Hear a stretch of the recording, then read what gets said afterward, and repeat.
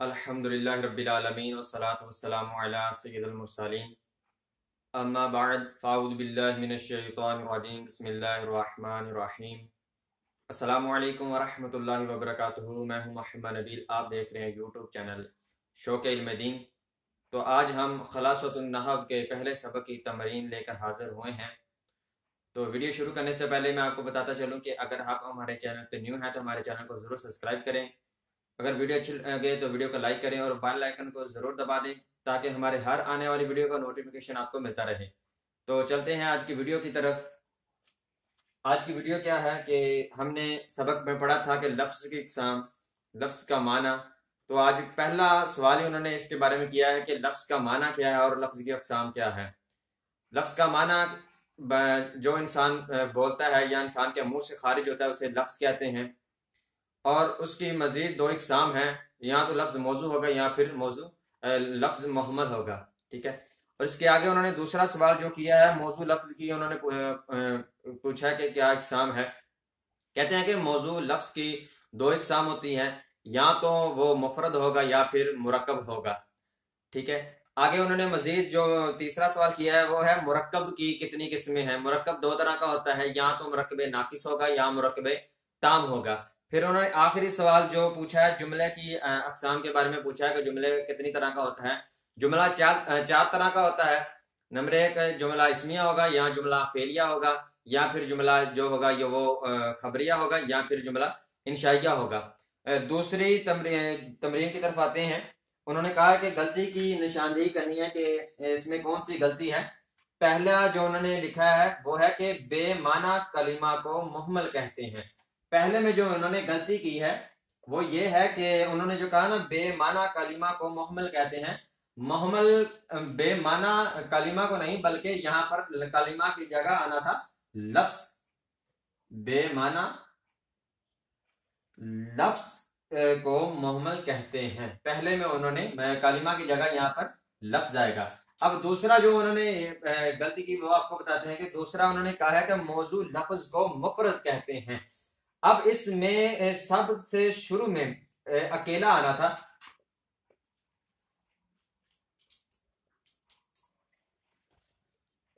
अकेला अकेला मौजू लफ्ज को मुफरद कहते हैं। ठीक है।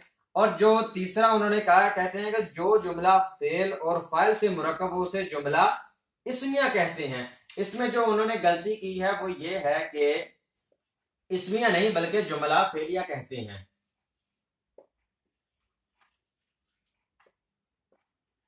और चौथा जो उन्होंने बयान किया है वो ये है कि जिस जुमले को सच्चा झूठा कहा जा सकता है उसे जुमला इंशाइया कहते हैं।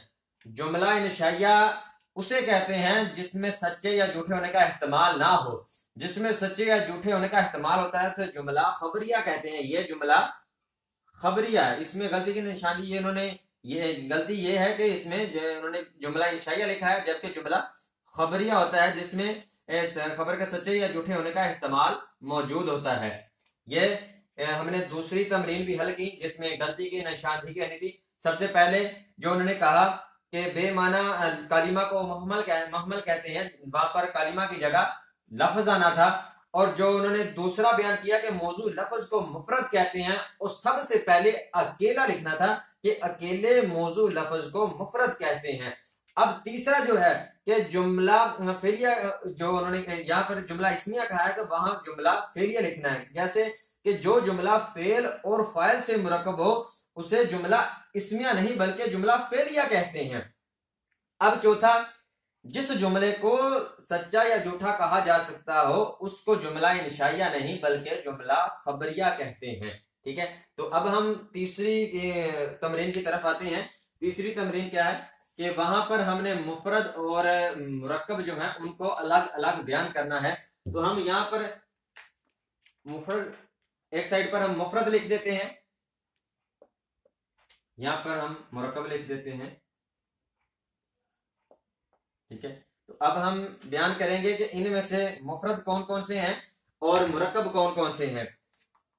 अकेले मौजू लफ्ज को क्या कहते हैं? अकेले मौजू लफ्ज को हम मुफरद कहते हैं। यहां पर अल हयाउ सबसे पहले आया, ये क्या है? अकेला मौजू लफ्ज है, इसलिए ये मुफरद है। उसके आगे लिखा है रसूलुल्लाह, ये मुरक्कब है। क्यों?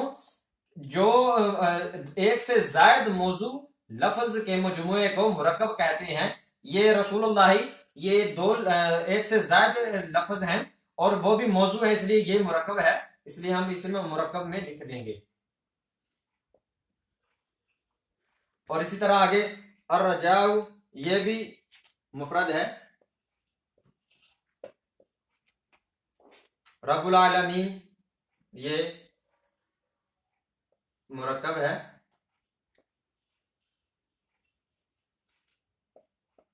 मुरक्कब दो से एक से जायद मौजू लफ्ज के मजमुए को मुरक्कब कहते हैं और अकेले मौजू लफ्ज को मुफरद कहते हैं। अस्सिद्क को ये भी क्या आ जाएगा? मुफरद आ जाएगा। हम पहले मुफरद ही लिख लेते हैं इस तमरीन से निकालकर, सारे एक मरतबा इकट्ठे। अल अमानतु, ये भी मुफरद है, और अल ईमान आखिर में ये भी मुफरद है।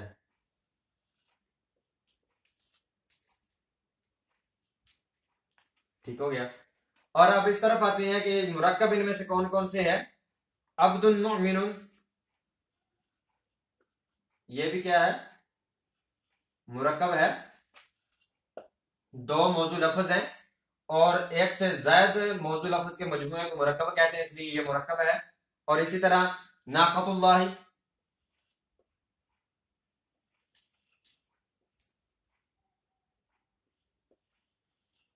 ये भी मुरक्कब हो गया।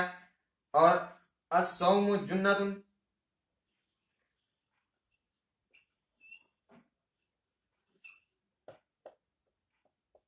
ये भी मुरक्कब है।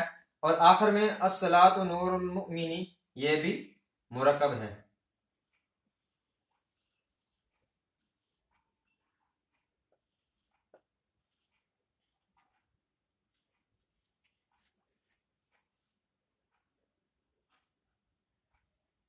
मुमिनी हमने मुफरद अलग लिख दिए हैं और मुरक्कब अलग अलग तौर पर लिख दिए हैं। मुफरद किसे कहते हैं? अकेले मौजू लफ्ज को मुफरद कहते हैं और एक से ज्यादा मौजू लफ्ज के मजमूए को मुरक्कब कहते हैं।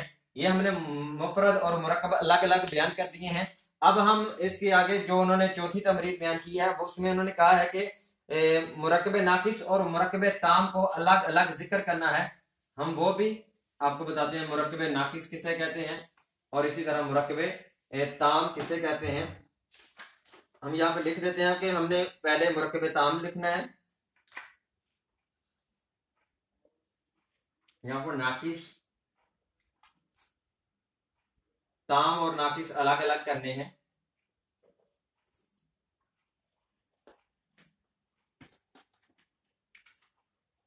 मुरक्कबे नाकिस किसे कहते हैं कि जिस मुरक्कब में बात मुकम्मल ना हो, मुखातिब को मजीद ख्वाहिश हो कि जुमला मुकम्मल हो जाए। जब मुतकल्लिम कलाम करे तो मुखातिब ये चाहे कि इस बात की ख्वाहिश करे कि जुमला मुकम्मल हो, उसे नाकिस कहते हैं। और ताम, ताम वो जिसमें जुमला मुकम्मल हो जाए, मजीद सुनने की ख्वाहिश बाकी ना रहे। तो हम अभी ताम और नाकिस को अलग अलग करेंगे। ये जो उन्होंने तमरीन के तौर पर पेश किया है, इसमें से हम निकाल कर नाकिस से अलग करेंगे और ताम अलग करेंगे। पहला उन्होंने लिखा है अद्दुआ मुख्जुल इबादती। ये क्या है? ये मुरक्कबे ताम है, क्योंकि दुआ ये इबादत का मगज है। हम लिखते हैं यहां पर अद्दुआ मुख्जुल इबादत।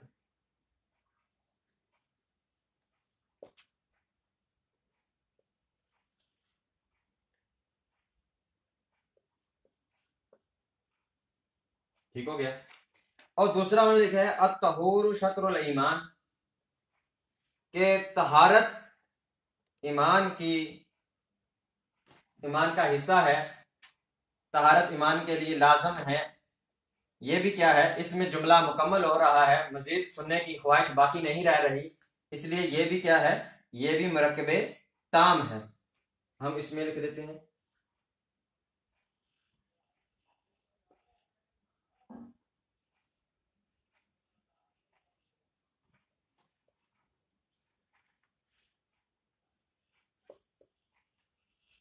अत्तहूर शत्रुल ईमान, कि तहारत ईमान का हिस्सा है, तिहारत ईमान के लिए लाजमी है।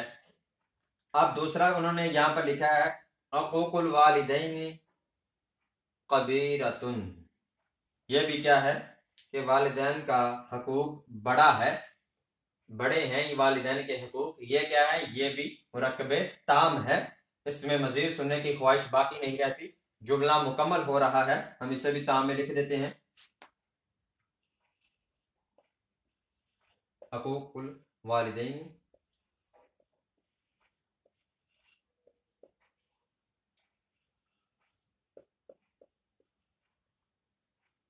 कबीरतुन। ठीक हो गया। और आगे उन्होंने लिखा है अल यमीनुल गमूस, झूठी कसम। ये क्या है, ये मुरक्कबे नाकिस है। झूठी कसम किस तरह की होती है, इसमें जुमला मुकम्मल नहीं हो रहा, इसलिए ये क्या है, इसमें मजीद सुनने की ख्वाहिश बाकी है, इसलिए ये मुरक्कबे नाकिस, हम इसमें मुरक्कबे नाकिस में से लिख देते हैं अल यमीनुल गमूस।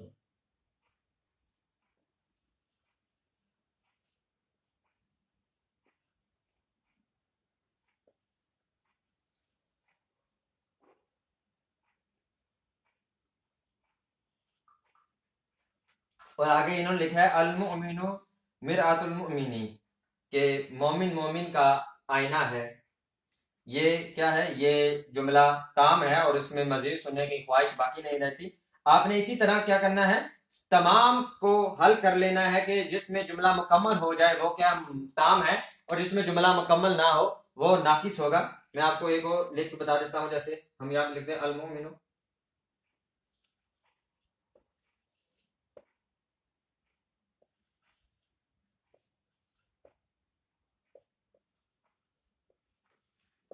ये भी जुमला ताम है।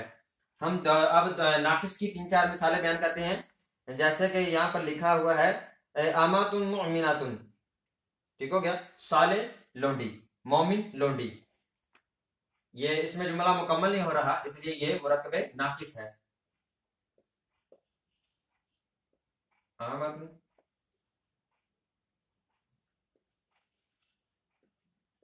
मुमिनातुन। और आखिर में अल इल्मु नाफिउ, ये भी जुमला नाकिस है।